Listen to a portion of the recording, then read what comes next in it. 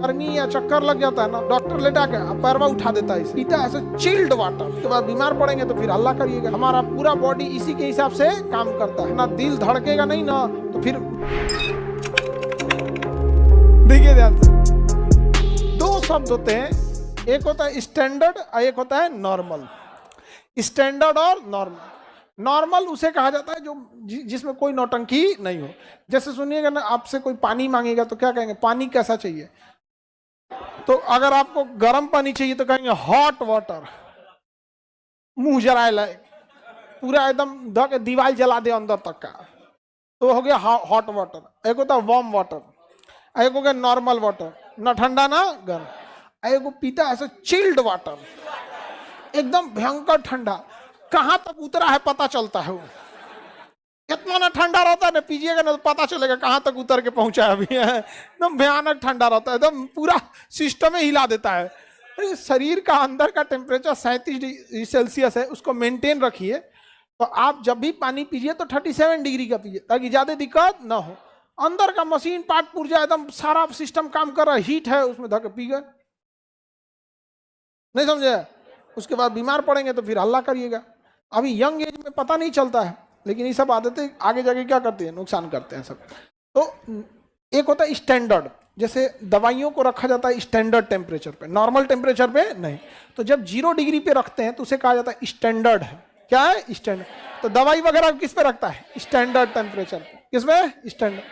अब बाकी खाने पीने वाला चीज नॉर्मल 20 डिग्री, तो normal temperature, standard temperature, normal, standard. तो स्टैंडर्ड टेम्परेचर का होता है एसटीपी, कितना डिग्री, और नॉर्मल टेम्परेचर एनटीपी, कितना डिग्री।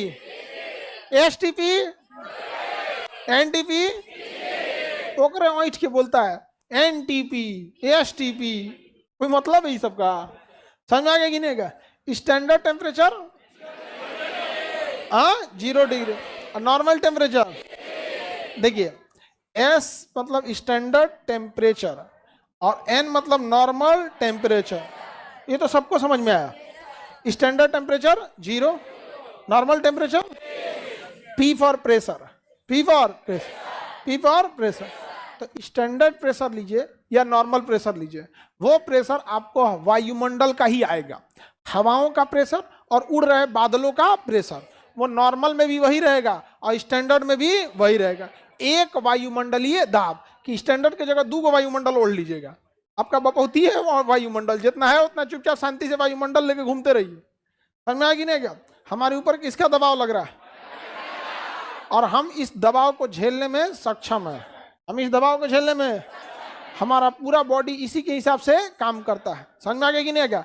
ये दबाव से ही लड़ने के लिए हमारा दिल धड़कता है, वरना दिल धड़केगा नहीं ना तो फिर हवा इसे दाब देगा, यहाँ पे ब्लड आगे नहीं जाएगा। तो उस हवा को काउंटर करने के लिए यहाँ से दिल धड़कता है 120, कितना प्रेशर पे? 120, तब धड़ धड़ धड़ धड़ जाता है। वायुमंडलीय दाब नहीं रहे तो ब्लड जहां तहां अपने से जाने लगेगा। यहाँ समझ में आ गया कि नहीं? यहाँ पे वायुमंडलीय दाब का रहना जरूरी है। दूसरा, ब्लड का भी रहना जरूरी है, प्रेशर का भी रहना जरूरी है, नहीं तो ग्रेविटी जो है ना ब्लड को खींच के पैर में लेके चलाएगा, सब ब्लड वह कहाँ रख देगा? पैर में, नहीं समझेगा। फिर आदमी हाथ पर ऊपर। अक्सर देखिएगा जब किसी को गर्मी या चक्कर लग जाता है ना, तो डॉक्टर लेटा के पैरवा उठा देता है इसे, यहाँ पे देखें चक्कर वक्कर आने लगता है उसको। तो हाँ, और ब्लड वगैरह की कमी से। एसटीपी एनटीपी समझ में आ रहा है? देखिए, प्रेशर जब दोनों जगह पर एक वायुमंडलीय दाब रहेगा तो एनटीपी पे भी प्रेशर एक, एसटीपी पे भी एक, लेकिन एसटीपी पर टेम्परेचर 0, एनटीपी पर, एनटीपी का मतलब नॉर्मल टेम्परेचर और एसटीपी का मतलब स्टैंडर्ड। हो गया खत्म? क्या है इसमें? कुछ है?